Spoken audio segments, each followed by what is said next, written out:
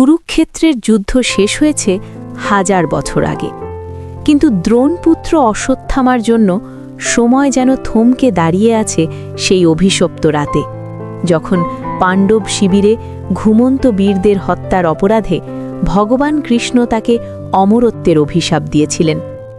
মৃত্যু যাকে স্পর্শ করে না, কিন্তু যার শরীর প্রতি মুহূর্তে মৃত্যুর যন্ত্রণায় দগ্ধ হয়। একবিংশ শতাব্দীর এক নির্জন রাত, নর্মদা নদীর পাড়ে এক ঘন কুয়াশাচ্ছন্ন রাত। ঘাটের পাশে এক জীর্ণ শিব মন্দিরের কোণে বসে আছে এক দীর্ঘকায় মানুষ। তার পরনে ছেঁড়া নোংরা কাপড়, মাথায় একটা পুরনো কাপড় দিয়ে কপাল ঢাকা, কিন্তু কাপড় চুইয়ে মাঝে মাঝেই কালো রঙের রক্তের মতো কিছু একটা গড়িয়ে পড়ছে। বাতাসের সাথে ভেসে আসছে এক উৎকট পচা গন্ধ। নিকটবর্তী গ্রামের এক যুবক পথ ভুলে মন্দিরের দিকে এগিয়ে এলো, তার হাতে টর্চ। সে দেখল অন্ধকারের মাঝে দীর্ঘদেহী লোকটা বিড়বিড় করছে, ক্ষুধা, বড় তৃষ্ণা। কণ্ঠস্বরটা যেন পাতাল থেকে উঠে আসা কোনো পাথরের ঘর্ষণ। যুবকটি ভয় পেয়েও কাছে গেল। কে আপনি? এখানে কি করছেন? লোকটি মাথা তুলল। টর্চের আলোয় দেখা গেল তার কপালে এক গভীর ক্ষতচিহ্ন, যেখানে কোনো মাংস নেই, শুধু হাড় আর পুজের অবশিষ্টাংশ।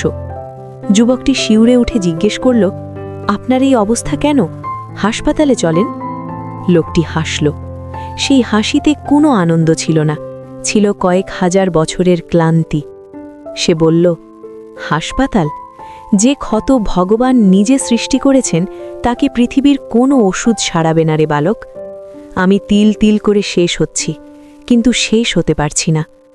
সে যুবককে বলতে লাগল কিভাবে সে একদিন ছিল আর্যাবর্তের অন্যতম শ্রেষ্ঠ যোদ্ধা, কিভাবে ক্ষমতার দম্ভ আর প্রতিশোধের নেশায় সে এমন এক অপরাধ করেছিল যা প্রকৃতিও ক্ষমা করেনি।